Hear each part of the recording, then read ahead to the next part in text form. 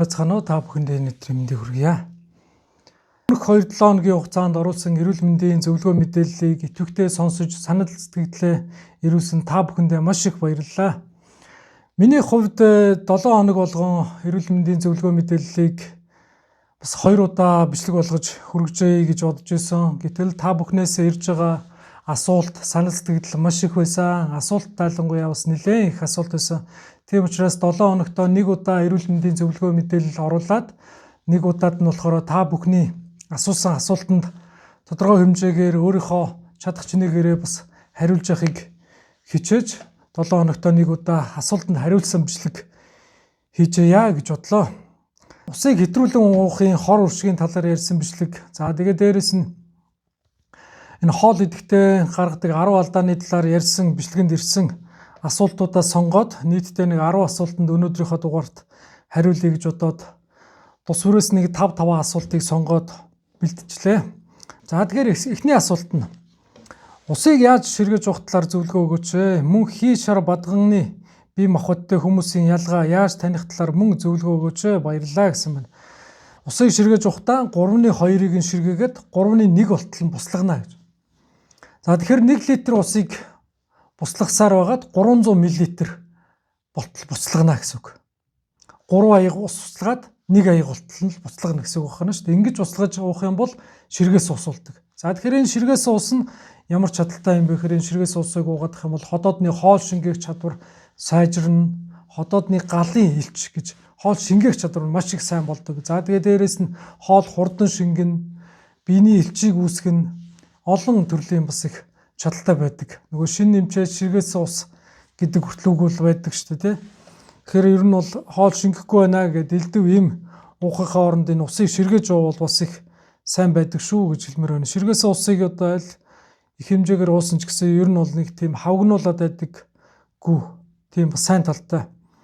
Тэгээд мөн хий шар бадганы талаар бас асуусан байсан. Мөн хий шар бадганы ямар махбодтойгоо яаж мэдэх вэ гэдэг. За тэгэхээр энэ талаар бол би тусгай бас нэг дугаар болгож ярих гэж би бодож байгаа. Яагаад тэгэхээр ганц энэ дугаараар яриад бас хүмүүст бас тодорхой хэмжээний ойлголт бас өгч чадах ч гэсэн бүрэн дүүрэн бас ойлголт өгөхөд бас хэцүү. За тэгэхээр энэ хий шар бадганы ямар махбодтойгоо мэдсэний ач холбогдол маш их байгаа. Энэ хүн сайн ингээл хүн болгол өөртөө таарсан юм а бие биендээ зөвлөж өгдөг. Эсвэл хин нэг ингээл эрүүл мэндийн тэмч зөвлөгөө байна, эмч зөвлөгөө байна. Ингэж ч мацаг барь, тэгж цөсөө туулга, ингэж ч усуу гэл янз янзын зөвлөгөөнүүд ингээл детокс хөтөлбөрүүд ингээ хүмүүс зөвлөд өгдөг. Тэгтэл энэ надад таарж байна, танд ч гэсэн таарнаа ч гэдэг юм уу. Иймэрхүү зөвлөгөөнүүдийг аваад зарим хүмүүс зөвдөж байгаа ч байна, буруудж байгаа ч бас их байна. Ялангуяа мацаг барьснаасаа болоод 7 хоногор мацаг барайл бидэнд таагүй зөөрөл илэрж байгаа. Цөсний туулга хийгээд турах гэж цөсний туулга хийлгсэн биш, ходоод нь халуун өргөд бүр цөсөөр нь хатгуул дөвдсөн тохиолдол ч гэсэн бас гарч идэг. Энэний цаа шалтгаан нь өөртөө тохирохгүй юмыг хүнд тохирж байна гэдээ өөртөө тохирно гэж ойлгоод бас хэлгээд идэг. Тийм энэний гол шалтгаан нь болохоор өөрийнхөө бие махбодыг таниаг үтэл холбоотой байдаг. Тийм учраас энэ өөрийн бие махбодын онцлогийг яаж мэдэх вэ гэдэг талаар бас тусгай нэг дугаар болгож би оруулъя гэж бодож байгаа. Тийм учраас энэ тусгай нэг дугаар болж орох юм байна гэж та бүхэн ойлгоорой. За дараагийн асуулт нь маш их баярлалаа. Бадганы махбодтой хүн ойролцоогоор өдөрт 2-3 литр бүлээн ус ууж байгаа. Оронд нь юу уувал тохиромжтой вэ гэд асуусан байна. За миний өмнөх бас ярьжсэн бичлэгийг үзээд тэн дээрээс бас энэ өөрийгөө бас тодорхой хэмжээнд би бадганы махбодтой хүн юм байна гэж бас ойлгосон юм шиг байна. Өмнөх төр ус уухын талаар ярьсан бичлэгэн дээр бас нэг ходоодны элчийн талаар ярьсан. Тэн дээр бас нөгөө бадганы махбодтой хүн бол ходоодны хоол шингэх чадвар муутай хүн байдаг гэж би ярьсан байж байгаа. Нөгөө хэд их хүүтэн ус уугах юм бол их хэмжээгээр ус уугаад байх юм бол хоол шингэх чадвар сулрна. Дээрээс нь хавгнана, хоолн шингэхгүй хүнд оргин, цанхайн гэд би нэлээд бас зөөрөд хэлсэн байж байгаа. Тэгэхээр аль болохоор түрүүний хэлсэн нэг ширгээс усыг ууж байвал их зүгээр. Нөгөө энэ бадганы махбод давмгай хүмүүс, нөгөө ходоодны хоолны шингэх чадвар султай хүмүүс. Өдөрт 2-3 литр ус уух гэдэг бол аль болохоор тэр ширгээс ус ууж байвал их зүгээр гэж хэлмээр байна. За тэгээд оронд нь юу уух юм бэ гэд. За тэгэхээр нөгөө нэг эмийн хөлөг гэж байдаг л да. Нөгөө эмийн хөлөг нь болохоор бадганы өвчнөд бол голцоо нөгөө зүгийн баллыг их зөвлөдөг. Зүгийн бол болохоор энэ ходоодны хоол шингээх чадварыг сайжруулна. Дээрээс нь бадганыг арилгана. Гэт олон сайн талтай. Нөгөө буцсан үлээ усандаа, ширгээс усандаа зүгийн болгоход дууж байвал их зүгээр. Далангуяа өглөөдөө. За дараагийн асуулт нь ингэсэн байна. Өөр тохирох усны зохистой хэрэглээг яаж мэдэх вэ? Бас өөрийн биеийн онцлог гал хий махбодтойгоо яаж мэдэх вэ? Яаж уншлах вэ гэсэн байна. За тэр өөрийн биеийн онцлогийг яаж мэдэх талаар би бас түрүүнд нь хариулцсан. Тэгэхээр тусгай нэг дугаар гаргах юм байна. Тэрнийг үзээрэй гэж хэлмээр байна. За тэгэхээр өөр тохирох усны хэмжээгээ яаж мэдэх юм бэ гэдэг. Килограммжийн тутамдаа 40 мл ус уугаараа. Ингэх юм бол таны биеинд одоо зохистойгоор таарна гэд хэлсэн байж байгаа л да. Тэгтэл уламжлалт дангаа ухаанд бас нэг тайлбарлаад байгаа. Уламжлалт дангаа ухааны бас нэг онол ярьж байгаа юм нь адилхан килограмм жинтэй ч гэсэн одоо адилхан 70 кг жинтэй ч гэсэн тэр дотроо хий махбодтой, шарын махбодтой, бадганы махбодтой хүмүүс бас байж болно гэж хэлсэн байгаа шүү дээ. Адилхан биеийн жингийн хувьд адилхан ч гэсэн. Тэгтэл адилхан би одоо 70 кг жинтэй юм чинь одоо килограмм жин тутамдаа 40 мл уунаа гэж 2 литр за баг 3 литр орчим ус өдөртөө уугаад байна гэдэж болохгүй байна л да. Тэгэхээр энэ ходоодны хоол шингээх чадвартай хамгийн түрүүнд уялдуулах хэрэгтэй. Миний ходоодны хоол шингээх чадвар сайн юм уу, муу юм уу гэдэгтэйгээ уялдуулах хэрэгтэй. За ходоодны хоол шингээх чадвар сайн байгаад дээрэс нь бие махбодын онцлог нь одоо шарын махбодтой, дээрэс нь халуун дулаан уур амьсгалтай оронд амьдарч байгаа бол за тэр 3 литр усаа уугаад байж бол болох юм байна гэж. За бадганы махбодтой хүмүүс байх юм бол 3 литр ус хэд их хүүтэн ус уугаад байх юм бол бас их хавгнаад байдаг зөөр илрээ шүү гэдгийг бас анхаарах хэрэгтэй. За би даалангуяа өдөртөө ингээд ерөөсөө 3 литр л ус уухгүй бол болохгүй гэж байгаа бол аль болох буцсан бүлээн ус ууж байвал их зүгээр. Хүүтэн ус ер нь бол уугаад байх бас хэд их ус уугаад байх дэмий. Тэгэхээр биеийн онцлог гэдэг юмдаа нөгөө хэмжээндээ биш биенийхээ онцлогтой тааруулж уувал их зүгээрээ гэж хэлэх гээд байна. Хамгийн түрүүнд биенийхээ онцлогтой тааруул, ходоодны хоол шингээх чадвартайгаа уялдуул, дээрээс нь улиралтайгаа уялдуул. Хит их хүүтэн улирал, өвлийн улирал болж байтал хүүтэн ус залглаад байдаг. Энийг бас их хориглох хэрэгтэй. Нэг дор их хэмжээтэй ус уугаад байх, 2-3 аягаар нэг дор уугаад байхыг бас хориглодог шүү. Тэрнийг бас их бодож үзээч ээ. Анхаараарай гэж хэлмээр байна. За дараагийн асуулт нь болохоор ингэсэн байна. Усыг хүүтэн уух ёстой юу, халуун уух ёстой юм уу гэж. За тэгэхээр түрүүнд хэлсэн нөгөө хүүтэн ус уух гэдэг, хүүтэн ус уумаар байдаг хүмүүс бол ер нь бол ходоодны хоол шингээх чадварыг их султгадаг шүү. Тийм учраас халуун бүлээн ус ууж байхыг их зөвлөдөг. За тэгэхээр хит их нөгөө халуун улирал халуун болоод байдаг, гадаа халуун байгаад байдаг, хит их халуун юм уух гэдэг чи бас их хэцүү шүү дээ, тэ. Тэгэх юм бол аль болохоор нөгөө буслагаж хөргсөн ус их ууж байвал их зүгээр.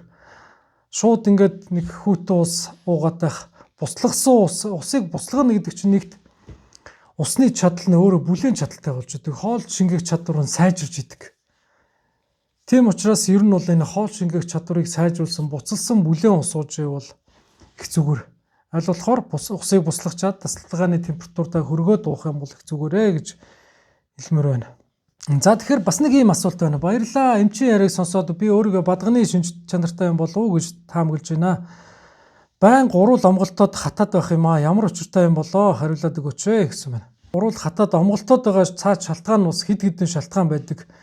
Далангуяа энэ ходоодны хоол шингээх чадвар маш их ихсэх, хитрхи ихсэх гэдэгтэй холбоотой. Нэг бол гидсний хий дүүрэн ихсэхтэй их холбоотой. Иймэрхүү шалтгаанууд. За тэгээд дээрэс нь гидсний бичил бактери буюу ашигтай бактери багасантай их холбоотой гэж хэлж байгаа. За нэлээд судалгаанууд бас гарсан байдаг. Энэ ходоодны гидсний энэ ашигтай бактериуд муудаа багасаад ирэх юм бол өтгий хатна. Дээрээс нь уруул амгалт нь, амнаас эвгүй өнөр өнөрт нь, хоолны шингээлт их мууддаг гэсэн ийм зөөрүүд бас илэрж идгийг бас судалгаанд харуулсан байж байгаа. Тийм учраас энэ биений гидсний ашигтай бактери бас багасаад байна гэдгийг үзэх хэрэгтэй. За тэгээд дээрээс нь уруул омголтож хатхын хажуугаар ходоод нь халуун оргиод байвал хит их халуун оргиж цанхаагаад байвал ходоод нь халуун оргихынхаа хажуугаар уруул омголтууд байна гэдэг чинь ходоодны хоол шингээх чадвар хит их харивдсан. Ходоодны халуун гал махбод хит их харивдсны шинж. Тийм учраас энэ ийм шинжилэрж байгаа бол аль болохоор тэрнийг багасгах талын нэг ходоодны дотор халуунтай гэж хүмүүс их яриад идэг л да. Тийм шалтгаан зовөр байна уу гэдгийг эхлээд онцлуулах хэрэгтэй. Удаан хугацаанд байнгын ингээд урал амгалтууд хатаад байвал бас их цаад нь ходоодны халуун хит их халуун үүснэнтэй холбоотой байх нэ гэдгийг бас анхаарах хэрэгтэй. За тэгээд дээрэс нь урал амгалтж байгаагийн хатж байгаагийн бас нэг шалтгаан нь болохоор усны хэрэглээ. Ус хэтэрхий их бага удаг. За тэгээд ус их хэтэрхий бага удаг хүмүүс бас урал хатна. Тэгээд дээрэс нь биеийн шингэнийг тэнцвэртэй байдалд байлгаж идэг эргэтэн чинь бөөр гэдэг эргэтэн байгаа шүү дээ. Бөөрийн арх ихсэн үрвсэл байна уу? Бөөрийн ямар нэг асуудал байна уу? Биеэсээ шингээ алдаад байна уу гэдгийг бас их анхаарах хэрэгтэй. Цаад нөгөө эсийн хэмжээнд эсэд хүртэл одоо ус өөртөө ингэ нэвчүүлж шингээж хадгалж байгаа ш, торимтлуулж байгаа ш. Тэр чадвар байхгүй болцсон. Ус шингээ уугаад байдаг ингээд уруул нь хатаад байдаг иймэрхүү хүмүүс бол бөөрийн асуудал надад арх ихсэн үрвсэл юм байгаад байгаа юм шүү дээ гэдгийг бас их үзүүлэх хэрэгтэй. Иймэрхүү шалтгаанууд байдаг шүү гэдгийг бас анхаараарай гэж хэлмээр байна. За тэгэхээр ус тохируулан уух талаар ярьсан бичлэгэн дээр ирсэн асуултууд бол ерөнхийдөө нэг иймэрхүү асуултууд бол байна. За тэгээд давхцаагүй нэг асуулт нь болохоор нэг даралтын талаар бас их асуусан байсан. Нойргүйдлийн талаар бас асуусан байсан. Энэ хоёр асуултанд би ер нь бол энэ тусгай бас бичлэг болгож оруулъя гэж бодож байгаа. Ялангуяа нойргүйдлийн тал дээр ингэсэн байна л да. Нойргүйдлийн талаар ярьж өгч болох уу? Залуу хөгшингүү маш их нойргүйдэлтэй болоод байна. Нойр солигдоод байна. Хэцүү болсон байна гэд энэ дээр зөвлөгөө өгөөч гэсэн байна. За энэ тэгэхээр ер нь нойргүйдэлтэй болж байгаа шалтгаанууд бас зөндөө их шалтгаан байдаг л да.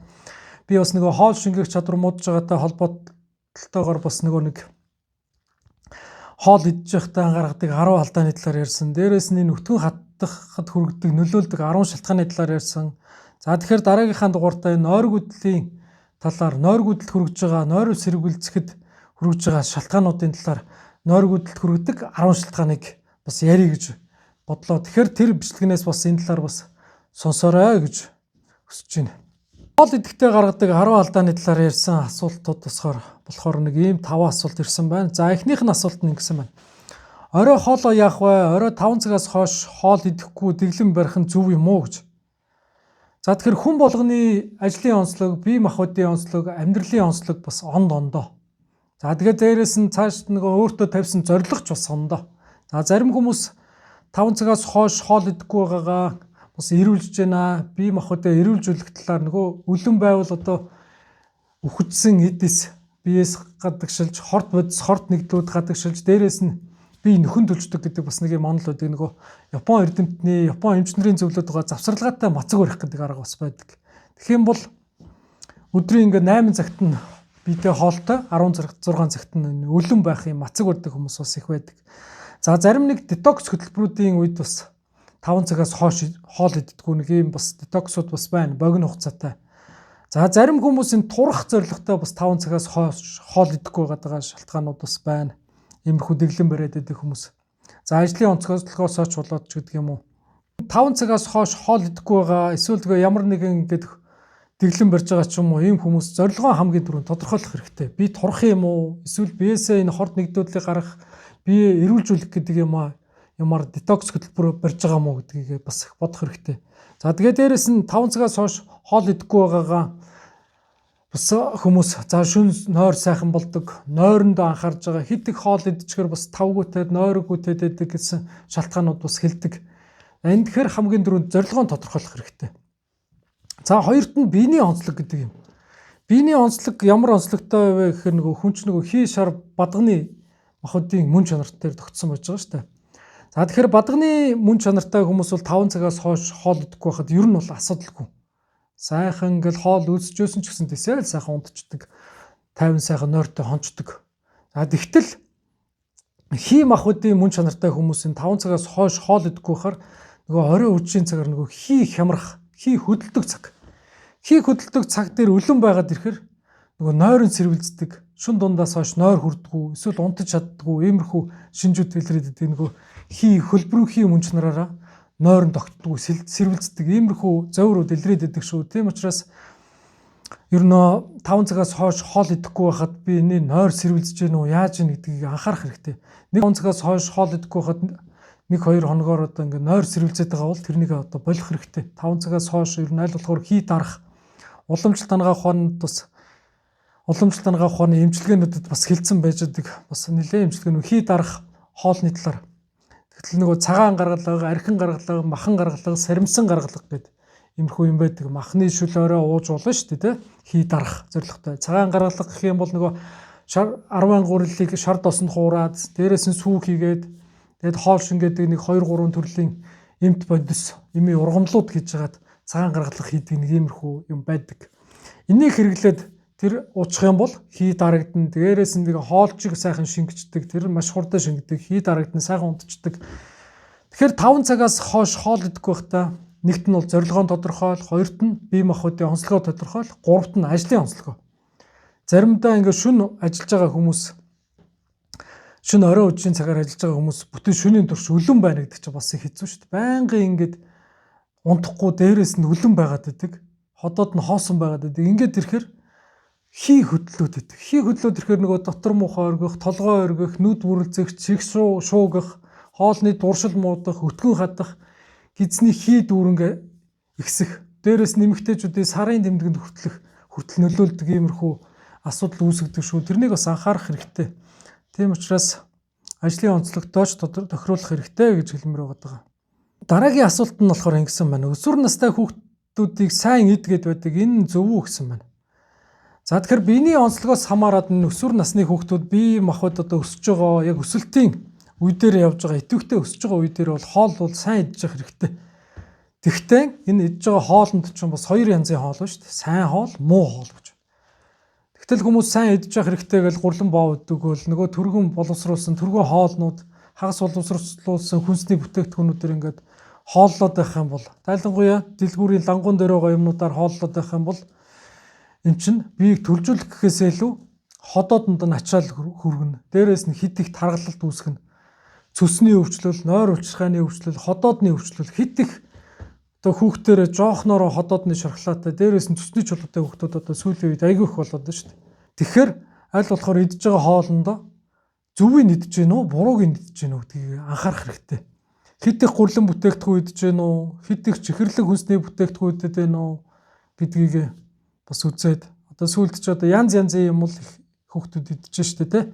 Энийгээ бол болоод сайхан өсөлтийн насан дээрээ мах, сүү, өндөг тэгээ дээрээс нэг уурглаг хүнсний бүтээгдэхүүнүүд сайн идэж явах хэрэгтэй. Уургаар баялаг одоо вандуй, шош, самар гэл зөндөө биш тэ. Дээрээс нь тараг, сүү, аарц.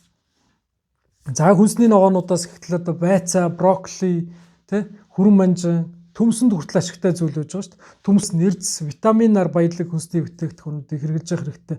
Хоолндоо эрдэс, витаминыг авч чадахгүй байгаа бол нэмэлтээр бас эрдэс, шимт ижээлтэй витаминыг бас ууж явал их зүгээрээ гэж хэлмээр байна. За тэгэхээр хоолтын хувьд бол ийм байгаад байна. Тэгээд өсөлтийн насанд дан ганц хоолноос гадна сайн унтах.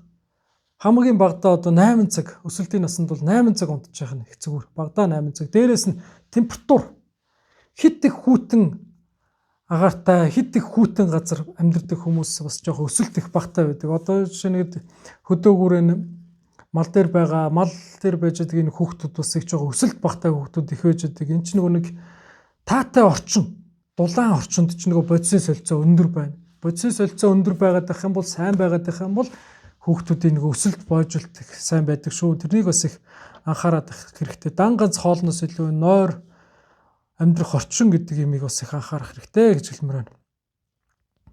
За бас нэг асуулт нь ингэсэн байна. Алганы хэмжээ гэхээр яг ямар хэмжээ юм бэ гэж. Тэгэхээр би өмнөх дугаард нэг ходоодонд хоол идэх хэмжээ гэж. Нөгөө ходоодонд одоо хоол нэг удаа энэ ходоодонд ямар хэмжээтэй байвал зохистой юм бэ гэдэг. Нэг удаадаа идэх хоолны хэмжээг ярьсан байж байгаа. Тэгтэл хүн өөрийнхөө ходоодыг 4 хуваасны 2-оор хоол идэх хэрэгтэй гэж. 4 хуваасны 2-т нь хоол. За 4-ний 1-т нь шингэн юм, шингэн уух, унд гэж байна. Үлдсэн 4-ний 1-т нь хий хоосон юм орон зай байх хэрэгтэй гэж. За тэгэхээр хүний одоо жишээ нь миний ходоодны хэмжээ миний өөрийн 2 алгыг нийлүүлсэнтэй адилхан хэмжээ гэж хэлж байгаа. Тэгэхээр энэ асуусан асуулт нь бас нэг ингэсэн асуулт байсан л та. Таны алгаар идэх юм бол надад хитрх юм байна гэдээ бас нэг хүн асуусан байна лээ. Тэгтэл энэ бас үгүй л дээ. Миний алганы хэмжээ, таны алганы хэмжээ, өөр нэг хүний алганы хэмжээ ондоо.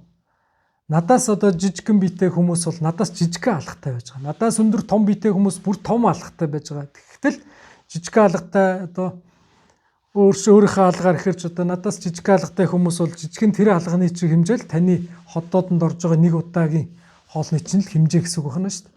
Иннээс энэ алганыхаа хэмжээнээс хэтрүүлэхгүйгээр л идэх хэрэгтэй. Би одоо энэ хоёр алгааны нийлүүлээд ингээд яа ингээд авахд л таарсан хэмжээ бол миний нэг удаад идэх хоолны дээд хэмжээ.